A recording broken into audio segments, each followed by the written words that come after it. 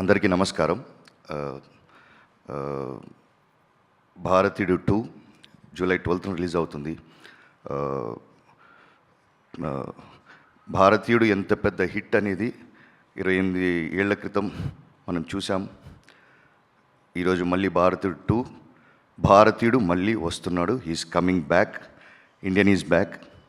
Sir, Shankar sir, thank you so much for giving this opportunity. Thank you so much. And Kamal sir,